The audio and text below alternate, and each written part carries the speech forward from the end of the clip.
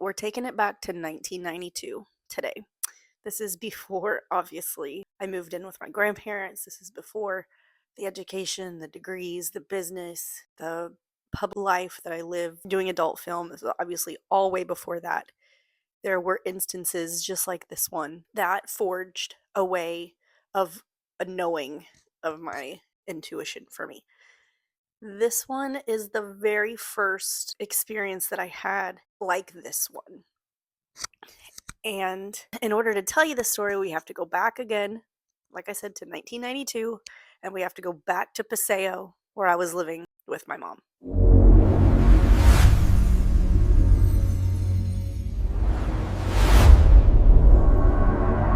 So let me paint you the picture. Let me tell you the story. So in 1992, I was not 7 yet. I was 6 years old. This was right before I would go to live with my grandparents.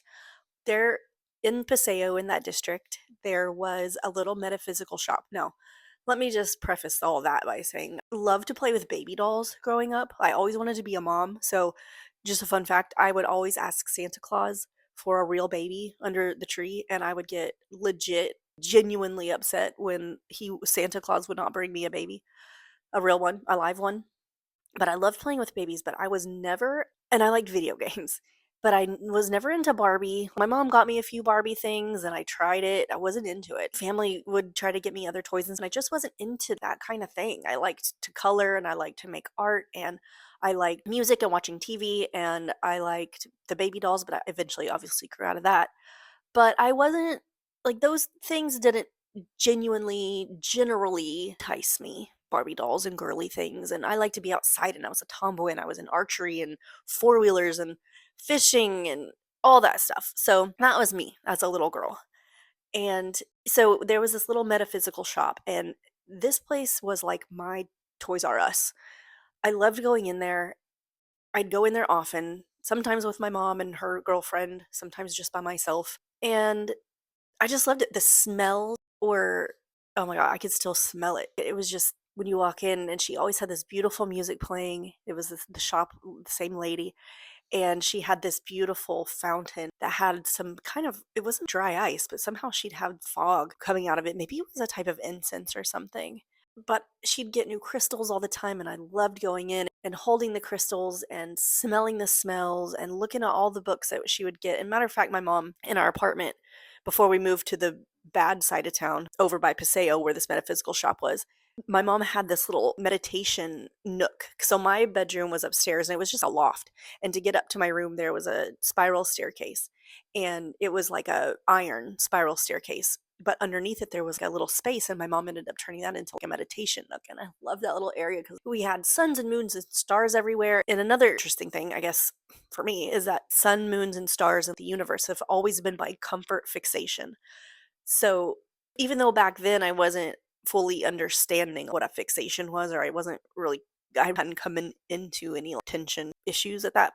Well, I did. I don't know. Anyway, I was always so in love with beautiful pictures of celestial things and learning about celestial beings and the universe and all of it. Just it to even right now, I get such a loving comfort from that, and that comes full circle later. But anyways, so my mom had that little space, but she got most of it from that little shop, even though we didn't live close to that area, but we'd always visited that shop. And I just loved it there. And the lady was, I don't remember her name at all, but I remember exactly what she looks like. And I remember everything about that shop. And then I knew that there was stairs that led to upstairs, but I'd never been up there before. And one day, me and my mom and Shannon went in, and the lady was like, "Look, we're having this guided meditation. You guys should so come." And my mom was like, "Yes, let's do it." And her girlfriend was kind of, but me and my mom were totally into it. So it was that night. We go to this guided meditation. We go upstairs, and I did not expect, I don't know what I expected, but I expected this tiny room, but it was a really big space and it had a divider with a light behind it. And there was a little platform, and there were several round pillows you could sit on. And there were a lot of people there, and the room was really ambient. And I had never done anything like this before. I'm 6 years old, and there's no other children. It's just me.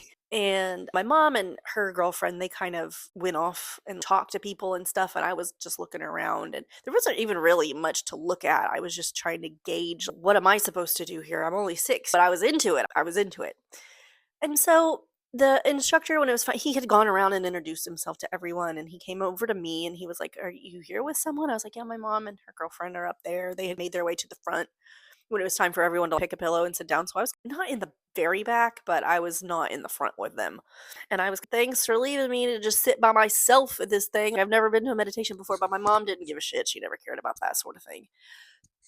So the instructor gets up, the guide, I guess you could call him, and he was a really nice guy. I do remember that.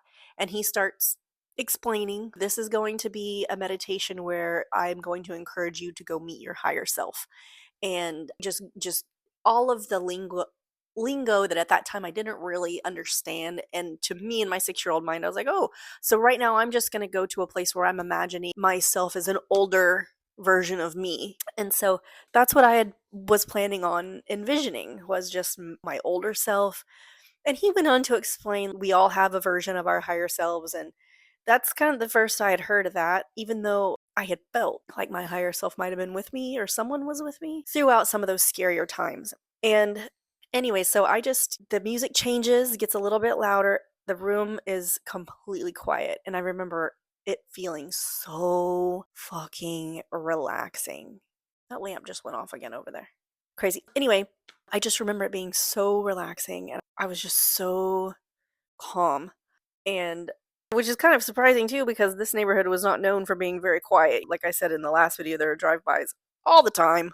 But this night, at that time, there was none, unless I just didn't hear it. Anyways, he starts guiding the meditation. And again, my 6-year-old brain, I'm like, "Oh, I envisioned what my husband would look like." And I wanted 4 kids at that time. And I just remember envisioning finally being an adult in a way that I could do the things I wanted to do and have the type of family that I wanted to have. And sorry, I don't know why I just clicked off. And that sort of thing.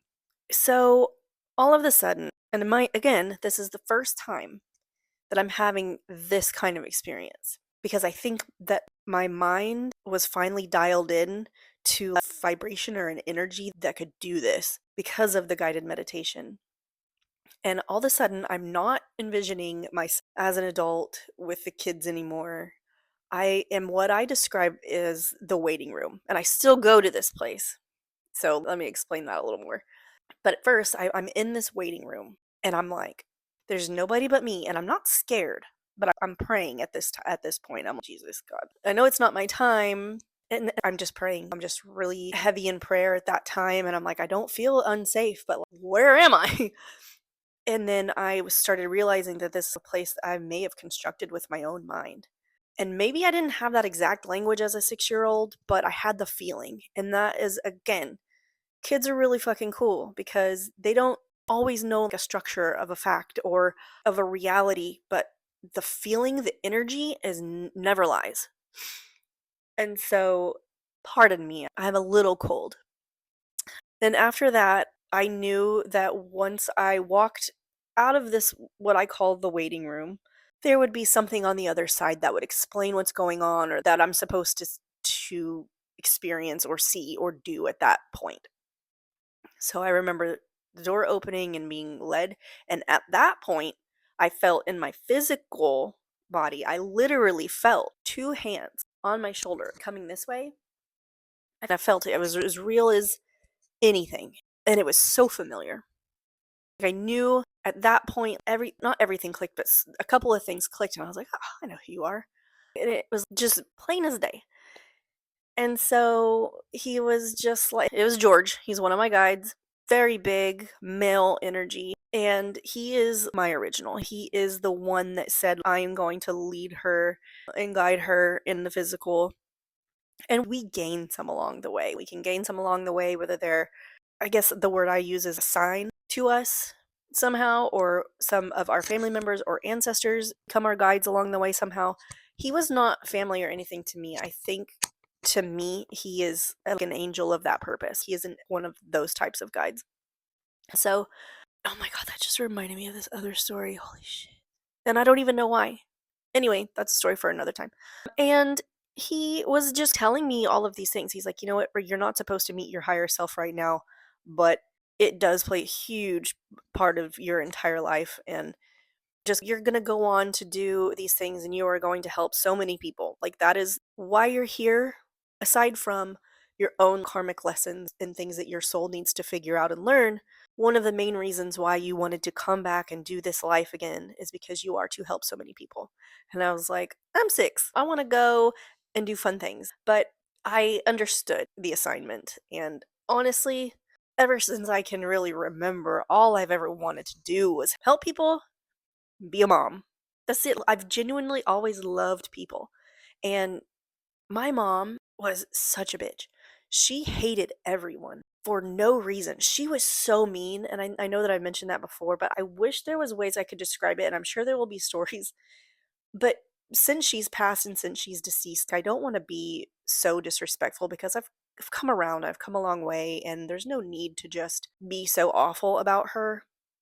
But when the truth fits my story, then so she was awful to people for no reason. She would snap and go off and bite your fucking head off, and nobody was safe, not even me at a young age. And I wanted to be so the opposite of that because I love people and I knew that I wanted to help people and I knew that I could. I don't know what it was, but I just knew that there was going to be things that I would experience or learn or do to be capable of helping people. Just knew it. And so, anyways, after that conversation with George, or that time that I spent, felt like 30 minutes. It felt like forever. But it was so funny. So I was just like, look, can you give me some? I was a little scared. I was a little bit, not scared, but I was a little bit apprehensive. I'm 6 years old again. So I'm trying to, in my head, wrap my thoughts around this and wrap how I'm going to carry this over to physical reality. And he just said to me the words, you have some really special abilities. You may not realize it right now, but you are special and you are going to go on to help a lot of people. And so it is right then, it was like a snap of a finger almost. I was back in the room, the meditation room, and I gasped so loud that this entire room full of adults looked at me. Even my mom and Shannon, my mom and her girlfriend Shannon, and they didn't come over, they didn't say anything or anything. Everyone was still seated, just looking at me like, "Are you okay?" The instructor looks at me. That's when he said what he said. "Are you okay?" And I told him I had felt the hands on my shoulders, and he was like, "Okay, you're pretty special." He pretty much repeated exactly what George had just said.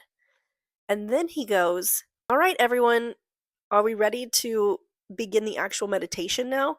They had just done the prep work, the breath work to get into the theta state. They hadn't even started. So before they had even started the actual meditation that would take another 20 minutes or so, I had already experienced all that, which felt like an eternity for me. So that was another little bit of confirmation and a little bit of insight to me that time that we have here is nothing like time in the other realms. So that's what happened, and I never spoke of that. I told my mom in the car. We could have walked home. I think we went to McDonald's after that. I want to say that because I want to say, oh, this is a really cool night. I had that experience, and I think I even got a new crystal at the store. Excuse me. And we're getting McDonald's. That never happened, by the way. We never got to get McDonald's. Most of the time, I didn't know where my food was going to come from. Oh no, I don't know where I lost sound. Damn it. We have this. Shit, I don't know where I lost sound. I'm gonna have to figure that out. Damn it. So we have a green Pontiac Grand Prix, and she looks back and she says, oh, I'm gonna have to scrap this. Hold on. Sorry, we lost the mic. I'll make sure that's charged next time. But yes, so picking up, most of the time I didn't even know where my food was gonna come from. So going to McDonald's after something like it was a treat. And my mom was probably really high. I don't know. It was hard. It was getting harder to tell when she was sober and when she wasn't at that point. Hadn't exactly got to the point where it was a knockdown drag out yet with her addiction, but it was getting there. So I told her, we were in the car. Shannon was driving. My mom's in the passenger seat.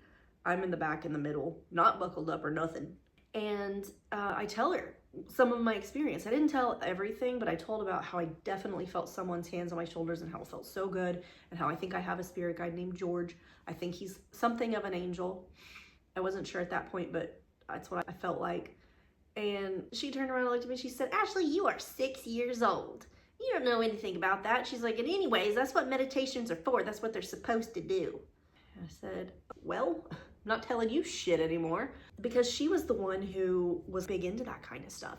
She would always have conversations with her friends and stuff, I remember, about paranormal and things like that. So I thought I was safe to tell her. But anyways, apparently I didn't feel like I was fully safe because I didn't tell her everything that even happened.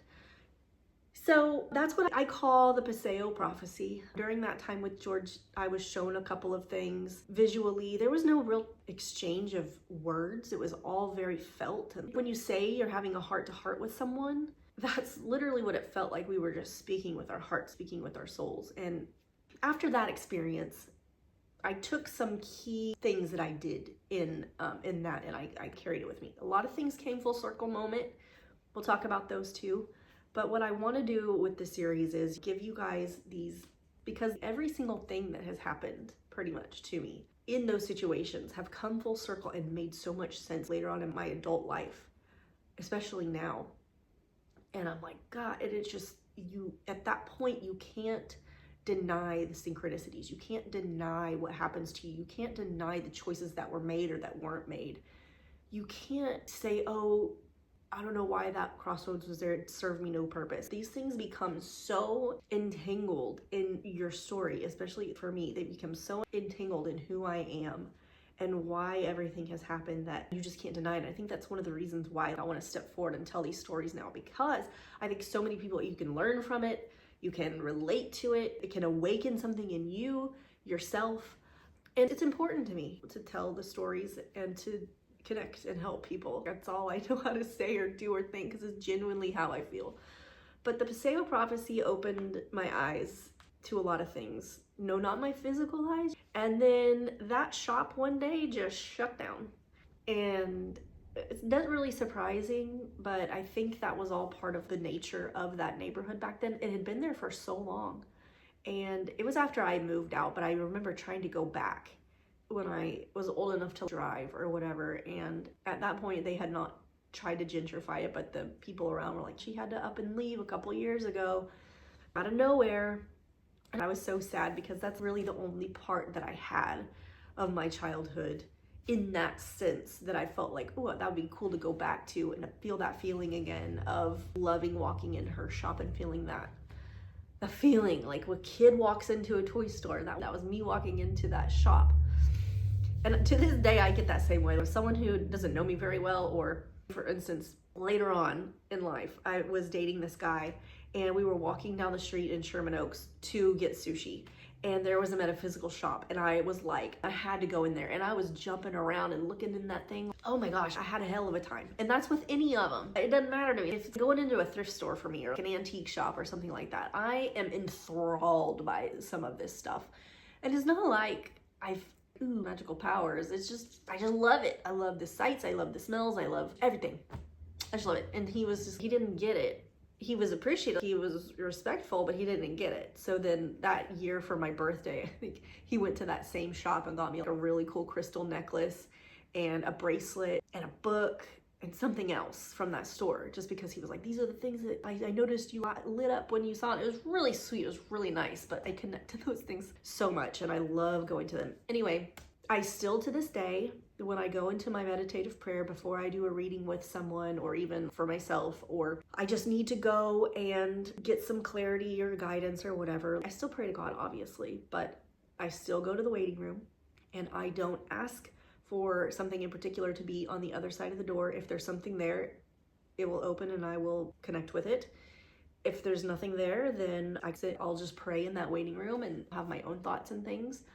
But I have to admit, I have not yet gone to the waiting room and asked, like I said, I don't really ask for it. Sometimes I'll just ask whoever's supposed to come through for this person or for me or whatever.